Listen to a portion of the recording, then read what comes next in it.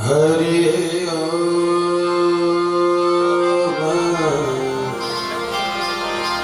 नमः परमहंसाय स्वादुतचरणकमलचिन्मकरन्दाय भक्तजन्मानुषनिवासाय श्रीराधा कृष्णाय। गुरुवरते त्यक्तराज्यो व्यचरदनवनं पद्मपदभ्यां प्रियाय पाणिस्पर्शाक्षमाभ्यां पथरुजो यो हरीन्द्रानुजाभ्यां वैरूप्या शूर्पणख्या प्रियविरहर्षः रोपितद्रोपृजृम्भ प्रस्ताभ्यर्वन्दसेतो खलदवदहन कौशलेन्द्रो वदान्नः। रामाय रामभद्राय रामचन्द्राय वेदसे रघुनाथाय नाथाय सीताय पतये नमः।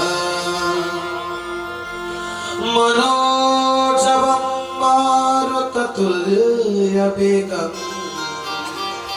जितेन्द्रियं बुद्धिमतां वरिष्ठं वातात्मजं वानरयूथमुख्यं श्रीरामदूतं शरणं प्रपद्ये। कांति सितामृषतिनिन्दितसारदेन्दु यत्रैकतो विलसिताम् अशिताङ्गशोभाम् वृन्दावनेऽपि कृतयामुनगाङ्गसङ्गम् राधा मुकुन्दयुगलं तदहं नमामि। संचिन्तयेत् भगवतश्चरणारविन्दं वज्राङ्कुशध्वजसरो रुहलाञ्छनाट्यम् उत्तुङ्गरत्नविलसन्नखचक्रबाल ज्योत्स्नाभिरातमहो हृदयन्धकारम् सरस्वतीले पाणिदिनुभो गुरुले दिनुभो ज्ञान माता पिताले जन्म दिनुभो धर्मदिने भगवान। हे नाथ यो पतित को अपराध समझी बकरी लगाम तलक स्मृतियो बिनती जो पर चतुकाय समा सपना गराओ। हे कृष्ण शांति रस को सविता लगाओ। हे कृष्ण वृंदावन का बिहारी हे सत्य का सुंदर रूपधारी हे विश्वव्यापी त्रयता पहाड़ी उद्धार हमरो करे मुरारी उद्धार हमरो करे मुरारी। ब्रजलता तरुतल बैठकर पल भर करो विश्राम ब्रजरज मुख में डाल के सब बोलो श्री राधे श्याम सब बोलो श्री राधे श्याम सब बोलो श्री राधे श्याम। परम मंगल में परात्पर अखिलेश्वर सर्वांतर्यामी सर्वमुक्तिदाता अखिल कोटि ब्रह्मांड अधिनायक सर्वेश्वर सर्वाधिपति कुंज निकुंजेश्वर राधा रमण पादाहर रुक्मिणी रमण श्री आधार केवल आधार निराकार निर्विकार निर्विकल्प निरीह अकारण करुणा वरुणालय भक्तवांसा कल्पतरु शरीर विनंदित नंद नंदन यशोदानंदन भगवान बाल मुकुंदलाल प्रभु को वाङ्मय प्रतिस्वरूप श्रीमद् भागवत महापुराण भागवत भगवान का चरण कमल में कोटि कोटि नमन वंदना करते मंडप में स्थापित गणपति नमन करते लक्ष्मी नारायण में समर्पण भाव करते कालिका स्थान काली भगवती का चरण कमल में नमन कर दे। जलेश्वर धाम भगवान का स्मरण कर दे। पवित्र यो दिव्य महाभागवत को भागवतीय गंगा में अवागाहन गर्न स्नान गर्न देव दुर्लभ मनुष्य चोलालाई सार्थक गर्न पवित्र गर्न उपस्थित संपूर्ण पुण्यात्मयहरू सबै माता पिता बन्धु बान्धव टाढा टाढाबाट पाउ कष्ट गरी पाल्नुहुनेहरू सबैलाई कोटि कोटि नमन वन्दना गर्दछु। राधे राधे अर्पण गर्दछु सबैले प्रेमले भनौ राधे राधे। भगवान ईश्वरको मधुर वाणीले हाम्रो हृदयलाई आह्लादित बनाएको छ। आजसम्म पाँचौं दिन हाम्रो व्यतीत हुन लागिरहेको छ। पाँचौं दिनमा हामी चलेका छौँ। यो प्रातः कालमा ईश्वरको मधुर आराधना गरेर गुरुदेवका मधुर वाणीद्वारा हाम्रा ज्ञात ज्ञातादि समस्त पितृहरूलाई संतृप्त गरिसकेका छौँ। पुनः पाठमा बस्नु भएको छ। गुरुदेव द्वय गुरु आचार्यका चरण कमलमा नमन गर्दै साह्रै दिव्य पावन उपाख्यान आज को दिन साह्रै राम्रो दिव्य पावन आख्यान रहेको छ भगवानको मधुर। अतः यो दिव्य पावन उपाख्यान वर्णन गर्दछु। कति राम्रो कुरा छ। भाग्योदयेन बहुजन्म समर्जितेन सत्संगमं च लभते पुरुषो यदा वै अज्ञान हेतु कृत मोहमदंधकार न संविदाय ततोदयते विवेका। उदयते विवेका जब हाम्रो जन्म जन्मांतर कल्प कल्पांतर अनि युग युगांतर को भाग्य उदय भएर आउँछ। ईश्वरमा शरणागति ग्रहण गर्न मन लाग्दछ। भगवान भन्नुहुन्छ त्यो भक्तले मात्रै मेरो चरण शरण ग्रहण गर्न सक्दछ जसले पूर्व जन्ममा सञ्चित कर्म गरेको होस्। उनले गरेका सञ्चित कर्महरू पुण्य कर्महरूको प्रभावले गर्दा मेरो ध्यान गर्न पाउँदछ, मलाई भक्ति भाव गर्न पाउँदछ। त्यस्तो दिव्य भगवानको यो मधुर वाणीलाई बसेर सुनिरहेका छौँ। ईश्वरीय आराधनामा जुटेका छौँ। युवराज शिवाकोटीज्यूको सत्य सङ्कल्पमा, डम्बर शिवाकोटीको सत्य सङ्कल्पमा, यज्ञ शिवाकोटीको सत्य सङ्कल्पमा स्वर्गीय माता पवित्र देवी शिवाकोटीज्यूलाई स्मरण गर्दै उहाँलाई सम्झिँदै पुण्य स्मृतिमा र विष्णु प्रसाद शिवाकोटी जो पिताजी हुनुहुन्छ उहाँको स्मृति गर्दै सम्झना गर्दै यो दिव्य भागवतीय रसामृतले आज पाँचौं दिनमा प्रवेश गरेको छ। यो ईश्वरको कृपा हो, यो अनुकम्पा हो। भगवानको कृपा बिना केही पनि कुरो सफल छैन। ईश्वरको अनुग्रह हुनुपर्छ। यसको सत्सङ्गमं च लभते पुरुषो यदा वै। सत्सङ्ग गर्न पनि परमात्माको कृपा चाहिन्छ। त्यही भएर सत्सङ्गत्वे निसङ्गत्वं, निसङ्गत्वे निर्मोहत्वं, निर्मोहत्वे निश्चल चित्तम, निश्चल चित्ते जीवन मुक्त बनिएको छ। सत्सङ्गबाट परमात्माको ज्ञान हुन्छ। ज्ञान भए पछाडि भक्ति आउँछ। भक्ति आए पछाडि प्रेम जागृत हुन्छ। प्रेम लक्षणा भक्ति आए पछाडि मनुष्यलाई ज्ञान प्राप्तिको चाहना हुन्छ र मुक्तिको बाटो रोज्दछन्। त्यही भएर सत्सङ्ग गर्नुपर्छ, सत्यको सङ्गत गर्नुपर्छ। सङ्गत राम्रो भएन भने दुःख पाइन्छ।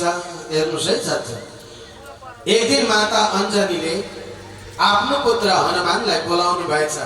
हनुमानकी माता अञ्जनीले बोलाउनु भएछ। हेर्नुहोस् सङ्गत र सत्सङ्ग भन्ने कुरा कस्तो हुन्छ। हनुमानजीलाई बोलाएर छेउमा राख्नु भएछ र भन्नुभयो अञ्जनीले, हे बाबु हनुमान, आज तिमीलाई एउटा कुरा भन्छु। मलाई लाग्छ संसारको सबैभन्दा मूर्ख तिमी हो जस्तो लाग्यो भन्नुभएछ हनुमानलाई अञ्जनी। तिमीले राम्रो सङ्गत त गरेनौ भन्नुभएछ। बिचरा हनुमान रामजीको सेवामा जीवन बिताउनु भयो, ब्रह्मचर्यमा रहनु भयो। परन्तु अन्तिम समयमा अञ्जनीले आफ्नो पुत्र हनुमानलाई तिमी मूर्ख रहेछौ, तिमीले राम्रो सङ्गत पाएनौ भनिदिनु भएछ। हनुमानजी भन्नुहुन्छ, माता कसरी मैले किन सङ्गत राम्रो पाइनँ, के भयो, म कसरी मूर्ख भएँ त? म मूर्ख हुनुको कारण बताउनुहोस् न त माताज्यू भन्दाखेरि तिमी मात्रै मूर्ख होइनौ, तिमीसँग सङ्गत गर्ने अरू पनि मूर्ख। पहिलो नम्बरमा मूर्ख त्यो हो। म भन्छु, प्रथमो जानकी मूर्खो, द्वितीयं रघुनन्दन, तृतीयम रावण मूर्खो चतुर्थ मम नन्दन भन्नुभयो। पहिलो नम्बरमा जानकी मूर्ख, सीता मूर्ख हो। किन भन्दा सुनको मृग हुँदैन भन्ने कुरो थाहा हुँदा हुँदै त्यो सुनका मृगका पछाडि आफ्ना पतिलाई ढकेल्ने कुदाउने ती सीता मूर्ख हो कि होइन? प्रथम जानकी मूर्ख, ती सीता मूर्ख हुन्।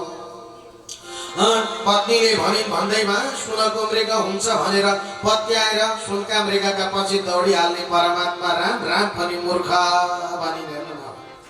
जानकी मूर्ख, दोस्रोमा रामचन्द्र मूर्ख, तृतीय रावण मूर्ख, तेस्रो नम्बरमा रावण मूर्ख। र सीता हरण गर्दा रामले बाँकी राख्दैनन् भन्ने कुरा थाहा हुँदा हुँदै पनि अर्काकी पत्नी हरण गरेर लिएर जाने रावण मूर्ख। र रावण, सीता अनि राम त्यस्ताको संगत गर्ने, जस्ताको संगत गर्यो त्यस्तै हुन्छ। मूर्खको संगत गर्यो तिमीले, तिमी पनि मूर्खै भयो। चतुर्थ मम नन्दन, मूर्खको संगत गर्ने त मूर्ख नै हुन्छ। त्यही भएर सत्यको संगत गर्नुपर्छ है हनुमान, तिमी पनि मूर्ख भनेर त्यति बेला भन्नुभएको थियो अरे। भने हामीलाई त सत्सङ्ग छ, सत्यको संगत छ, ईश्वरको आराधना छ। अतः भगवानको मधुर उपाख्यान छ। आज हिजो सूर्य वंशीय राजा महाराजाको दिव्य पावन प्रसङ्गलाई मैले उद्धरण गरे। रामजीको चरित्र सत्य पावन दिव्य छ। 2वटा अध्यायमा रामचरितमानस भागवतमा, धेरै त छैन सज्जन। त्यसो हुँदाखेरि आउनु सबैले मिलेर हनुमानजीको दिव्य स्तुति गरौँ। हे दुःख भञ्जन मारुति नन्दन, हे दुःख भञ्जन मारुति नन्दन, सुन लो मेरी पुकार, पवन सुत विनती बारंबार, पवन सुत विनती बारंबार। हे दुःख भञ्जन मारुति नन्दन, हे दुःख भञ्जन मारुति नन्दन, सुन लो मेरी पुकार, पवन सुत विनती बारंबार, पवन सुत विनती बारंबार। हनुमान जी महाराज को हनुमान को स्तुति नगरे त भागवत पनि पूरा हुँदैन। हनुमान जी शिरमा आएर नबसी मण्डप सजिँदैन। भागवतको मण्डपको माथि शिरमा त हनुमान जी बस्नुहुन्छ अनि भागवत पूरा हुन्छ। सज्जन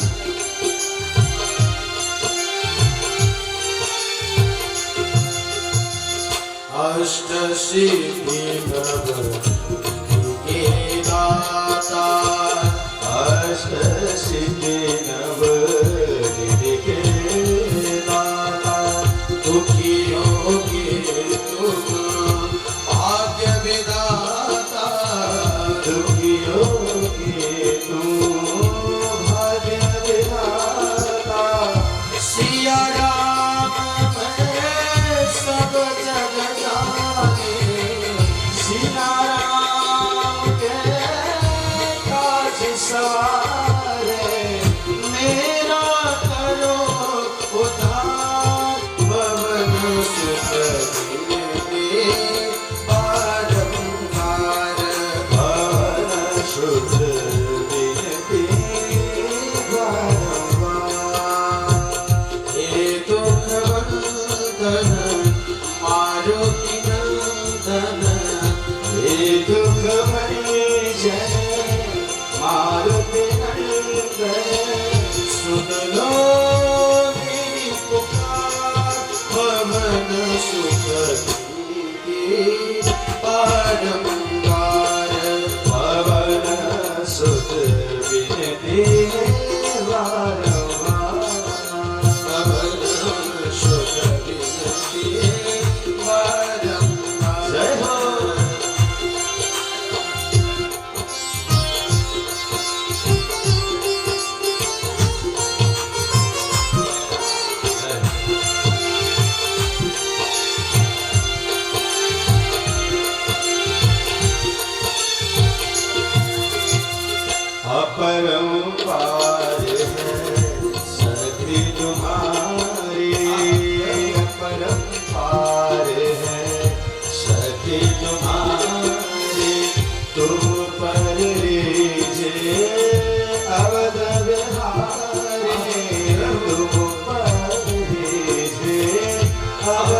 बिहारी भक्ति भाव से ध्याओ तो है भक्ति भाव से ध्याओ तो है कर दुखों से पवन बिनती बारंबार पवन शुद्ध बिनती बारंबार हे दुख भंजन मारुति नंदन हे दुख भंजन मारुति नंदन सुन लो मेरी पुकार पवन शुद्ध बिनती बारंबार पवन शुद्ध बिनती बारंबार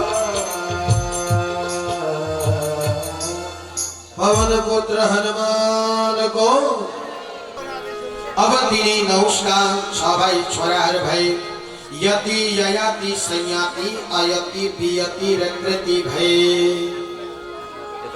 अब यता ययातिका पनि 5 भाइ छोराहरू भए अनु त्रयो पुरु दुर्वसु र यदु भए र भगवानको अद्भुत लीला छ तिनी ययातिका अनु त्रयो पुरु दुर्वसु र यदु यदुबाट यदु वंश चल्यो भगवान कृष्ण आउनुहुन्छ र यसरी अब पुरुबाट पुरु वंश चल्यो सज्जन यदु वंश पुरु वंशमा चन्द्रवंशीय राजाहरूबाट पुरु वंशबाट पछाडि गएर भगवानको पाण्डवहरूको वंश चल्यो हेर्नुस् है कौरवहरूको वंश चल्यो महाभारतको कुरा आउँछ पुरु वंशमा पछाडि गएर तिनै ययाति पुत्र पुरु वंशमा एकजना प्रतापी राजा भए एकजना गादी नाम गरेका थिए गादी पुत्र जमदग्नि थिए हेर्नुस् है गादीका पुत्र जमदग्नि र जमदग्निकी पत्नी थिइन् रेणुका अब यी जमदग्नि र जमदग्निकी पत्नी जो रेणुका थिइन् यीबाट 4 जना छोराहरू जन्मिएका थिए त्यसमध्येमा सबैभन्दा जेठो चाहिँ परशुरामजी महाराज हुनुभयो हेर्नुस् है जमदग्निको छोरो परशुराम अब यहाँ प्रश्न गर्नुहुन्छ कि जमदग्नि पुत्र परशुरामले आमालाई गर्दन सिनाएका थिए रे कारण के थियो यो कुरा सुन्ने इच्छा छ परीक्षितले सोध्ने बित्तिकै सुखदेव भन्नुहुन्छ साह्रै राम्रो प्रश्न गर्यो साह्रै दिव्य पावन कथा छ ध्यान दिएर सुन है भन्नुभयो जुन बेलामा जमदग्नि ऋषिले आश्रममा बसेर कामधेनु गौ मातालाई आफ्नो आश्रममा राख्नु भएको थियो जमदग्निले कामधेनु गौ माताको दुग्धबाट पायस पकाएर देवताहरूलाई तृप्त गर्ने काम कर्म गर्नुहुन्थ्यो जमदग्नि ऋषिले यज्ञ आदि कर्म गर्ने एक दिन त्यही देशको राजा सहस्रार्जुन 100 हात गरेको सहस्रार्जुन नाम गरेको एउटा हरिवंशीय राजा थियो सहस्रार्जुन त्यही सहस्रार्जुनले एक दिन घुम्दै आउँदा सहस्रार्जुनले देख्यो कि जमदग्निको घरमा कामधेनु गौ छिन् गौले त अनगिन्ती अन्नहरू पनि उत्पादन गरिदिन्छन् उत्पन्न गर्ने दिने अभिख्यान्न उत्पन्न गरिदिने दिने यज्ञ गर्ने वस्तुहरू दिने सबै प्रकारका सामानहरू दिने कर्म गर्दथिन् त्यो देखेर उनलाई लाग्यो ओहो यी त कामधेनुबाट अपुरा हुने केही वस्तु रहेन रहेछ जे चितायो त्यो दिने रहेछन् कामधेनुले यी कामधेनुलाई बन्दी बनाएर लिएर जान्छु भन्ने विचार गर्यो सहस्रार्जुनले र त्यहाँबाट बन्दी बनाएर कामधेनुलाई लिएर जान लागेको बिचारी कामधेनु ड्वा गरेर कराइन् त्यो कराएको सुनेर जमदग्निलाई साह्रै माया लाग्यो जमदग्निले युद्ध गर्नुभयो सहस्रार्जुनसँग युद्ध गरेर सहस्रार्जुनबाट ती गौको रक्षा गर्नुभयो ल्याएर राख्नुभयो फेरि गोठामा र यसरी जमदग्निले ती गौ माताको रक्षा गर्नुभयो दिव्य त्यहाँबाट एक दिनको कुरा हो सज्जन जमदग्नि बिहान ब्रह्म मुहूर्तको समयमा जागा हुनुहुन्थ्यो ध्यान दिएर सुन्नु होला है हजुर यो साह्रै राम्रो पावन प्रसङ्ग छ। जमदग्निले एक दिनको समयमा यज्ञ गर्ने विचार गर्नुभयो र यज्ञ गर्ने विचार गरेर होमादि गर्नका लागि ब्राह्मणहरू आफ्ना पुत्रहरू तयार गर्नुभयो र पुत्रहरू तयार गरेर होमादि गर्न तयार गर्दै जानुभयो। बिचमा शिवजीलाई भक्तवत्सल भगवानको एउटा भजन जाओस्। सागर पर सुकेर जा राम रस कहिले सुकेर जाँदैन। सागर पर सुकेर जा राम रस कहिले सुकेर जाँदैन। जुन तारा झरेर जा भक्ति कहिले झरेर जाँदैन। भक्ति कहिले झरेर जाँदैन।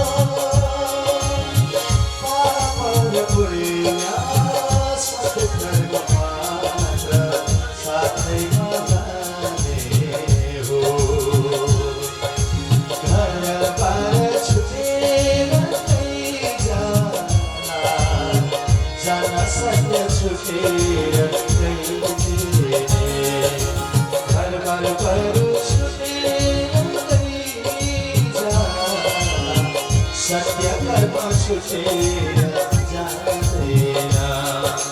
जुन तारा छरेर जाँदा भक्ति कहिले गरेर जाँदैन।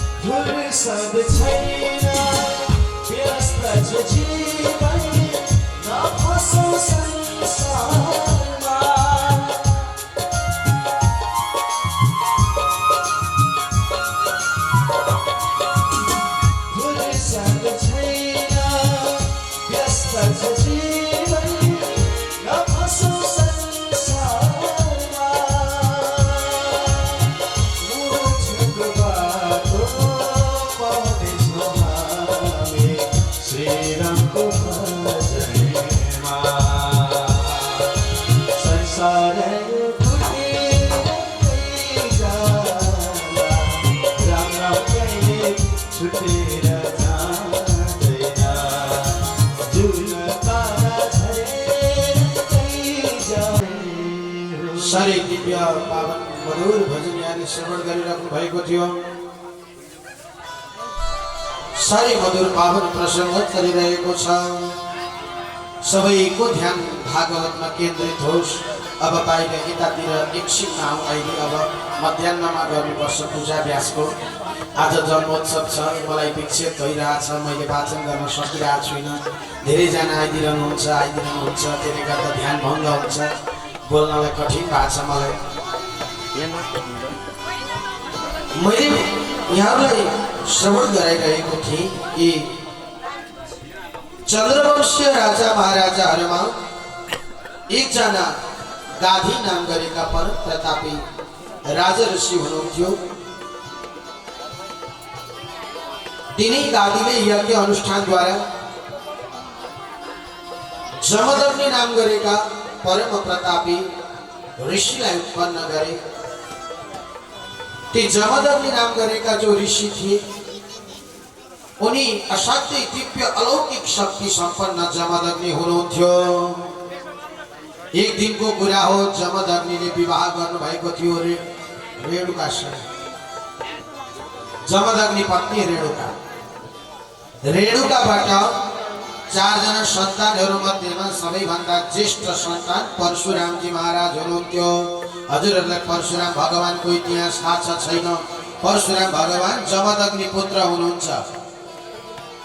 जमदग्नि साह्रै प्रतापी।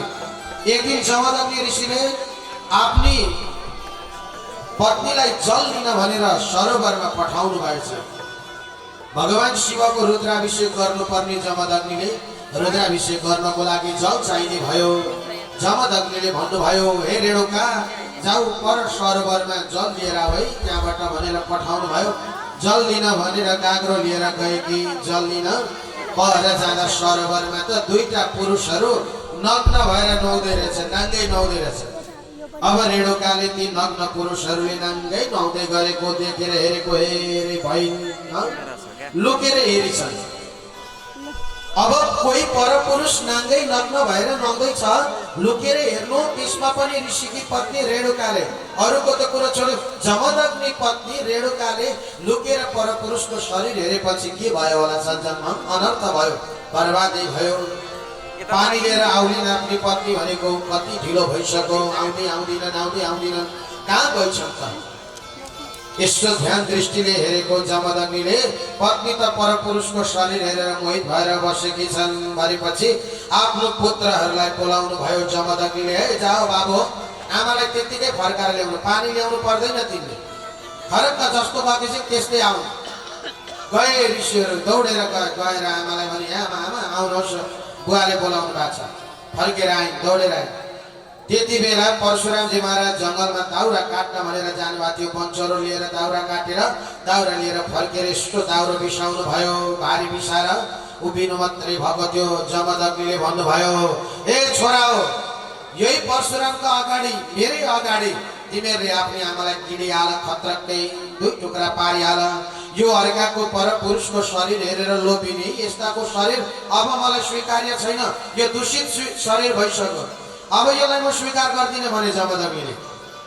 अरू छोराहरूले सकेनन्, बाबा सक्दैनौँ, हामी आमालाई किन्न सक्दैनौँ, हामी केही गर्दैनौँ भने जमदग्निले यसो हेर्नुभयो, परशुराम, तिमी त मेरो आज्ञाकारी पुत्र हो, तिमीले त मेरो आज्ञालाई पालन गर्छौ, आमालाई 2 टुक्रा पारिहाल, मान्छौ कि मान्दैनौ भन्दा परशुरामलाई धर्म सङ्कट पर्यो।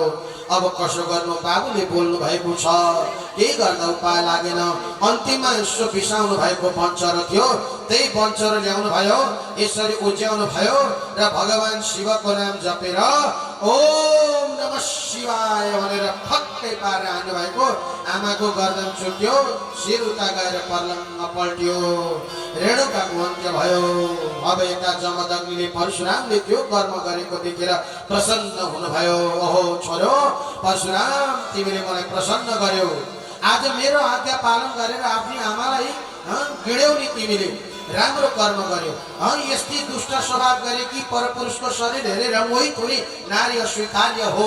अब भन तिमी के वरदान माग्छौ, माग, म तिमी जे माग्छौ त्यो दिन्छु भने जमदग्निले परशुराम भन्छन् पिताजी अब म कसो गरौँ आमा बिना त म टुरो भए आमा बिनाको जीवन मेरो व्यर्थ हुन्छ म एउटा वरदान माग्छु दिनुहुन्छ दिन्छु त्यसो भएदेखि म माग्छु मेरी आमालाई पहिलाको जस्ताको तस्तै पारिदिनु पर्छ मेरी आमा रेणुकालाई पहिला जस्तै पारिदिनु त्यो आमालाई मैले गिडेको कुरा आमालाई थाहा नहोस् हेर यो मेरो शरीरमा लगाएको कपडा रक्त रञ्जित भएको छ आमाका रगतले धोइएको छ यो मेरो वस्त्र म कसो गरौँ भने त्यहाँबाट जमदग्नीले भने बाबु तिमीले माग्यौ आफ्नी आमा ठिक छ म तिम्रो आमालाई जागा गराइदिन्छु भने धैर्यको मन्त्र पढे मन्त्र शक्तिद्वारा जल फुकेर फट्ट 3 चोटि छर्केको रेणुकाको शरीर र टाउको आएर एक ठाउँमा घडप्प जुद्यो अब जस्ताको तस्तै भइन् रेणुका जुरुक्क उठिन् उठेर चारैतिर हेरिन् साह्रै नराम्रो सपना पो देखे म कहाँ थिएँ म कसरी यहाँ सुत्न पुगेछु भन्दै उठिन् सबै कुरा बिर्से अनि यसो हेरेर आमाले परशुरामलाई हेरेर बाबु परशुराम के भयो तिम्रो कपडा त रातो न रातो छ के को रगत लागेको बाबु भनिसन् त्यति बेला परशुराम तिम्रो कपडामा के को रगत लागेको हो यस्तो साह्रै हेरि नसक्नुको छ त भने त्यहाँबाट के थियो र सज्जन परशुरामले भने जमदग्नीलाई बाबा अब म आमालाई मैले गिडेको छु रगत लागेको छ अब म कसो गरौँ बाबु तिमी तीर्थ जाऊ प्रायश्चित्त गर भन्नुभयो जमदग्नीले अब परशुराम प्रायश्चित्त गर्न एक हातमा वंशहरू साथमा लिएर परशुरामजी महाराज त्यहाँबाट हिँड्दै जानुभयो कहाँ भन्नुहुन्छ भने अरुणाञ्चल प्रदेश भन्छन् आजको समयमा आश्रमदेखि पारी पर अरुणाञ्चल प्रदेशमा पुग्नुभयो त्यहाँ गएर पर एउटा महेन्द्र गुफा छ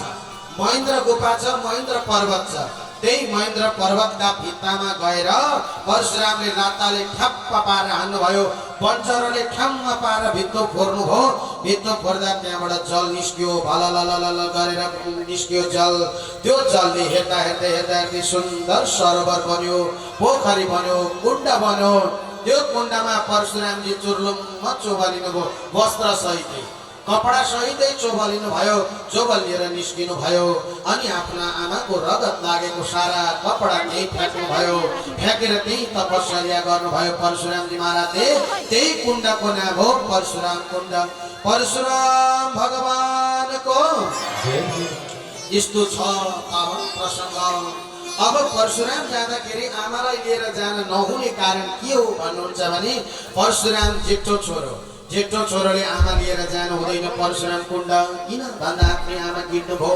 आफ्नी आमाको रगत लागेको कपडा धुन भनेर जानुभयो प्रायश्चित्त गर्नुभयो जेठो छोरो र आमा यदि परशुराम चाहिँ गए भने अनर्थै हुन्छ है हजुर अनर्थ हुन्छ भनेपछि 2-4 वटा घटना पनि घटेका छन् कि आमा कि छोरो वर्ष दिनभरि बाँचेका छैनन् हरिसक्छ त्यही भएर परशुराम जाँदाखेरि वर्ष जेठो छोराले आमा लिएर जानु हुँदैन कारण त्यो हो परशुरामले गएर प्रायश्चित्त गरेका कारणले गर्दाखेरि यो दिव्य पावन प्रसङ्ग परशुरामजीको महिमा परशुराम कुण्डको दिव्य पावन पाठ्यान मैले वर्णन गरे भक्तवत्सल भगवानको छोरो त हो मेरो तर छोरो मोरो जन्मियो कुलाङ्गार भनेर हजुरहरू पनि कहिले गाली गर्नुहुन्छ होला हैन सन्तानलाई के भनेको कुलाङ्गार भनेको कुललाई अंगार कालो बनाउने कलंकित गर्नेलाई कुलाङ्गार भनेको हो तर हजुरहरूले जहिले गाली गर्दा त्यो नभन्नुस् है हजुरहरूका सन्तान त्यस्तो छैनन् जतिले जे भने कुलाङ्गार हुँदैनन् सन्तान थोरै कोही एउटा हुन्छ धुन्धुकारी जस्तो छोरो नभए त अरू त राम्रै हुन्छ नि साना कुरामा बच्चाहरूलाई गाली गर्नु हुँदैन नराम्रो शब्द बोल्नु हुँदैन अब कंसको जताततै त्राही डराउन थाले प्रजाहरूमा अत्याचार गर्न थाल्यो कहीँ अन्नदाना पानीहरू फलाउँछन् सारा अन्नदाना पानी हडप्ने बिचरा खोले खाएर समय बिताउन थाले मथुरावासीहरू खोले खान्छन् घाँस पकाएर खान थाले जीवजन्तुले खाए शोषण गर्न थाले एक्लो हात हतियार बिना कोही पनि हिँड्न नसक्ने आयो अवस्था मथुरामा त्यो अवस्था देखेर एक दिन नारदजी आउनु भएछ नारदजीले काम बनाउनु छ भगवानको नारदले आएर कान ठोक्नु भयो कंसलाई कंस तँलाई सबैले अत्याचारी भन्छन् दुराचारी भन्छन् यत्रो ठुलो राजा भएर के गरेको यस्तो हौ एउटा राम्रो काम गर तैँले यदि राम्रो काम गरिस् भने प्रजाहरूले तँलाई जय जयकार गर्नेछन्, तँलाई भगवान मानेर पूजा गर्नेछन्। राम्रो काम गर्न हो भन्नुभएछ नारदले। अब म कसो गरौँ त भनौँ कंसले। एउटा काम गर्नु, तेरी बुइनी देवकी विवाह गर्न योग्य भएकी छन्, ती देवकीको विवाह गरिदिनु राम्रो केटो खोजेर। दुष्टको नाटक एकछिनको हुन्छ अरे, दुष्टको आँसु गोहीको आँसु जस्तो हुन्छ अरे। कोही कोही व्यक्तिको गोहीका आँसु झार्छन्, कतिपय व्यक्तिहरूको स्वभाव हुन्छ गोहीका जस्ता आँसु झारेर बाहिरबाट गिलो भए पनि भित्रको दह्रो नि हेरै नसक्नु दह्रो बयर जस्तो हुन्छ अरे दुष्ट। अब भन्नुहोस् हामी नरिवल बन्ने कि बयर बन्ने हामी भन्नुहोस् त। वसुदेवलाई पनि बोकेर एकचोटि फन्का लगायो, घुमाएर लगेर रथमा लगेर राखो। बहिनी ज्वाइँले बोकेर घुमाएर लगेर राखो रथमा। अब बिदाई गर्ने बेला हो, अब आफै भनौँ। रथमा चढाएर अलिकति अगाडि लिएर गएको, अलिक अगाडि जाने बित्तिकै आकाशबाट आकाशवाणी भयो, अस्य अष्टाष्टमो गर्भ हंसायं वहते बुधः। हे पापी कंस, तैँले जुन बुइनीलाई रथमा चढाएर बुइनी बुइनी भनेर रोए जस्तो गरेर नाटक गरेर लाँदैछस्, त्यही बुइनीको 8औं गर्भ तेरो काल भएर जन्मिनेछ भन्ने बित्तिकै आकाशवाणीको कुरो सुन्ने बित्तिकै अब सारा रूप परिवर्तन भयो। अब दुष्टता आयो। ए मेरी बुइनी मेरो काललाई जन्म दिन्छ कि अघिसम्म रुँदै बिदा गरेको दाजुले अहिले तिनै बुइनीको केसमा समातो तलवार निकालेर अब हान्न लागेको वसुदेवले च्याप्प समात्नु भयो र भन्नुभयो, मृत्युर्जन्मवतां वीरः देहेन सहजायते। म भन्छु, म वचन दिन्छु, पुत्रं समर्पयिष्ये यतते भयमुत्थितम्। म पुत्र समर्पण गर्छु तपाईलाई जति पनि जन्मिन्छन्। खबरदार देवकी र वसुदेवलाई छोड्नु होला। यिनीहरूलाई छोड्नुभयो भने यिनीहरू लुकेर कहीँ कतै एकान्त कुनै देशमा गएर बसे, त्यहाँ त्यो गर्भको बच्चालाई जन्म दिए भने हजुरको कालले आएर हजुरलाई सक्छ कि सक्दैन? भोजन दिए जस्तो गरेर परबाट स्वर पारेर ढकेल्थे, त्यस्तै भोजन खाएर बस्नुभयो भगवानले। कस्तो अद्भुत होला। बिहान उदाउँदैको रातो वर्णको सूर्यको जस्तो कान्ति भयो, अरुणोदयको सूर्यको जस्तो कान्ति भयो देवकीको। मध्यरात्रि 11 बजेर 12 बजेको ठिक मध्य बीचको समय थियो।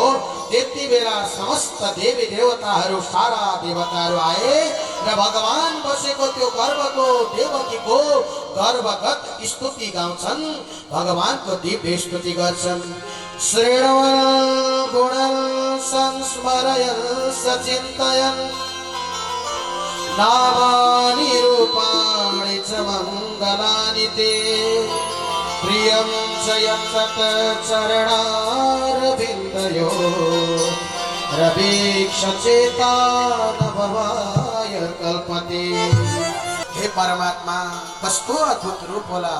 मध्यरात्रिको 12 बजेको छ, देवकी सुतेकी छन्, थाहा छैन। वसुदेव पनि घोर ईश्वरको योग मायाको निद्रामा सुताइदिनु भएको छ। अचम्म होइन सज्जन, अद्भुत होइन? अब यता भगवानको योग मायाको शक्ति छर्दिनु भएको छ, मूर्छा जस्ता परेका छन्। देवताहरू आएर स्वागत गीत गाइरहेका छन्। आउनुहोस् हामी पनि भगवानलाई पुकार गरौँ, स्वागत गीत गाउँ।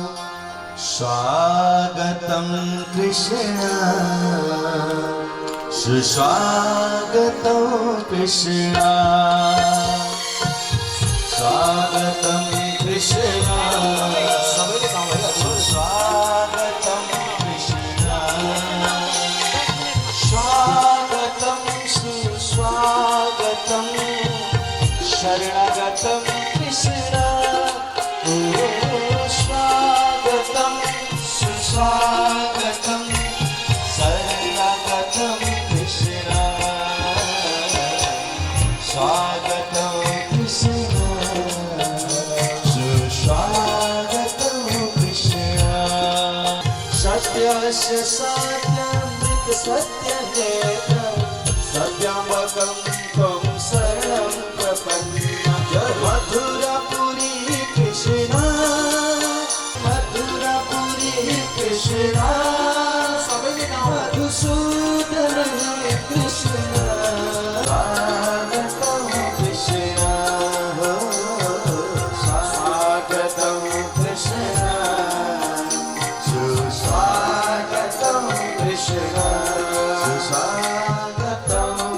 कृष्ण हे देवकी, हे वसुदेव, उठ उठ, तिमीहरूले पूर्व जन्ममा गरेका कर्मको फल पायो, म पुत्र बनेर आएको छु भन्नुभयो। भगवान चतुर्भुज बालकको स्वरूपमा प्रकट हुनुभयो। तम अद्भुतम बालकमं भुजेक्षणं चतुर्भुजं शंख गदायुधायुधं श्रीवत्सलक्ष्मीं कलशोभिकौस्तुभं पीताम्बरं श्राद्रपयोधशोभगम्। कस्तो मधुर श्लोक छन्, कति मधुर शब्द छन् भागवतमा, कति मिठो रस छ यहाँ भित्र सज्जन। तम अद्भुतम बालकम अम्बुजेक्षणं, तम अद्भुतम बालकम अम्बुजेक्षणं, परमात्मा बालकको रूपमा भर्खर फुल्दै गरेको कमल पुष्पको सुन्दर शोभा जस्तो हुन्छ त्यस्तै त्यो बालक पहिलो पीताम्बर ओढेको सानो बालक तर चतुर्भुज रूपमा शंख चक्र गदा पद्म धारण गरेर भगवान बाल रूपमा प्रकट गर्नुभएको छ। तम अद्भुतम बालकम अम्बुजेक्षणं, अद्भुत बालकको रूपमा प्रकट हुनुभयो। देवकी र वसुदेवलाई उठ उठ देवकी वसुदेव उठ भन्नुभयो भगवानले। अब देवकी र वसुदेव उठेर भगवानले भन्नुभयो, वसुदेव देवकी, तिमीहरू पूर्व जन्ममा कृष्ण र सुतपा नाम गरेका पशु पत्नी थियौ, घोर तपस्या गर्यो, मलाई पुत्र रूपमा प्राप्त गरौँ भनेर तिमीहरूले तपस्या गरेका थियौ। त्यही तपस्याको फल आज म छोरो बनेर आएँ। अब एकैछिनमा बेडी हात कड़ीहरू खुल्नेछन् है, आकाश गर्जना तर्जना गर्नेछन्, आज वरुणदेव प्रसन्न भएर जलको वर्षा गर्नेछन्, मेघहरूले जलको वर्षा गर्नेछन्। मेरो सहायताको लागि शङ्कर्षण शीर्षनाथ पनि आउनेछन्, सबैले स्वागत गर्नेछन् मलाई। अब म बालकको रूपमा गर्भभित्र पस्छु है, त्यो भित्रको अंशमा गएर म पूर्ण हुन्छु। त्यो आधा मात्रै छ गर्भमा, अब यो बाहिरको म भित्र गएर पूर्ण हुन्छु भन्नुभयो भगवानले। कति राम्रो, यो सबैले यही हो कथा, अरू केही पनि छैन, यथार्थ यही हो। बाहिरको ब्रह्मले भन्नुभयो म भित्रको जुन शेष अंश त्यो अंशमा गएर म पूर्ण बन्छु भन्नुभयो भगवान। बाहिरका नारायण भित्र गएर प्रविष्ट हुनुभयो। भित्र गएपछि अब प्रसुति वायुको वेगले धकेल्न थाल्यो। हेर्दा हेर्दै आकाश गर्जना तर्जना गरेका छन्, हरेक प्रकारको स्वर गरेका छन्। त्यही बेलामा भगवानको प्रादार्पण भयो, भक्तवत्सल भगवानको, कृष्णचन्द्र भगवानको।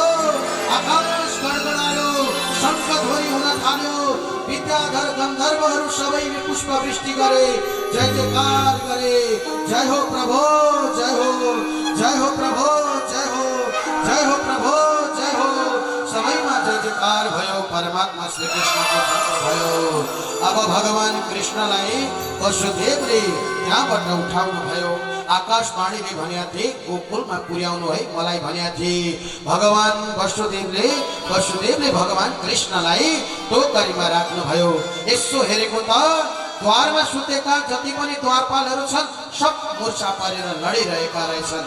बेडी हात गरी आफै खुल्यो, द्वारहरू सबै आफै खुले, कपाटहरू आफै खुले। वसुदेवले त्यहाँबाट लिएर जानुभयो। लिएर जाँदै हुनुहुन्छ, आकाश गर्जना गरिरहेका छन्। मेघनाद घटा घटा घटा घटा घटा घटा घोर घटा मण्डो कश्यप को बको बक बको बाको बको प्यो बको विद्युत ज्योति मके चके मके चगमके चाके मके दृश्यते इत्थं नंद किशोर गोपवनिता वाचस्पति पात्मा। मेघहरूले गर्जना तर्जना गरे, गडेमुडो गरे। शेषनागले आएर भगवान कृष्णका शिरमाथि छाता बन्नुभयो। अब पछि शेषनाग टाउकोमा बोकेर हिँड्नु भएको छ। वसुदेव जाँदै यमुनाजीमा पुग्नुभयो। यमुनामा त घोर वर्षा भएको रहेछ, बाढी आएको रहेछ। भगवानको जसै चरण स्पर्श भयो यमुनालाई, वसुदेवलाई डुबाउन लागि यमुनाले भगवान का पाउ यसो गरेर तल झार्दिनु भयो। पाउ स्पर्श गर्ने बित्तिकै यमुना सुकेर घोडा भयो। यमुना महारानीको यमुना पनि सुकिन्। अब यमुनाबाट पानी पुर्याउनु भयो गोकुलमा। गोकुलमा नन्द बाबा र यशोदा मैयाको रहेछ घर। नन्द बाबा र यशोदा मैयाकामा एउटी सुन्दर बालिकाको जन्म भएको रहेछ। योग माया बालिकाको ती योग माया बालिकालाई त्यहाँबाट उठाउनु भयो वसुदेवले र त्यहाँ भगवान कृष्णलाई सुताइदिनु भयो। सुताएर त्यहाँबाट लिएर आफ्नो कारागारतिर फर्केर आउनु भयो वसुदेव। अब भोलिपल्ट बिहान त्यो दिन त्यही रात जन्म दिएकी रहेछन्। योग मायाको कृपाले योग मायाको सहाराले गर्दा कसैलाई के जन्मायो के भयो भन्ने केही थाहा छैन। भोलिपल्ट बिहान नन्द बाबा कि बहिनी सुनन्दा भाउजू के गर्दैछन् भनेर आएर हेरेको यशोदा माता त सुतिरहनु भएको रहेछ। भगवान कृष्ण खेलिरहनु भएको छ। बालमुकुन्द भगवानको। अब सुनन्दा दौडेर गइन्। नन्द बाबा बधाई हो, नन्द बाबा बधाई हो। हजुरको घरमा लाला आयो, हजुरको घरमा काना आयो, हजुरको घरमा कृष्ण आए, हजुरको घरमा बालक आए भने अब गाउँ गाउँमा हल्ला भयो। ब्रजवासीहरू सारा थाली थालीमा, गोपिनीहरू थाली थालीमा अनेक प्रकारका परिपक्वान्न पुरी कचौडी मगौडी रसमलाई रसमलाई आम बर्फी रबडी इमर्ती अनेक प्रकारका परिपक्वान्नहरू पकाएर थाली थालीमा भरेर गोपिनीहरू आएका छन्। कसैले मिठाईहरू लिएर आएका छन्, कसैले फूलमाला लिएर आएका छन्। जय जयकार गरे कृष्ण कन्हैया लालको, बालमुकुन्द भगवानको। वसुदेव आउँदै हुनुहुन्छ। ल है सज्जन नन्द बाबा जय हो।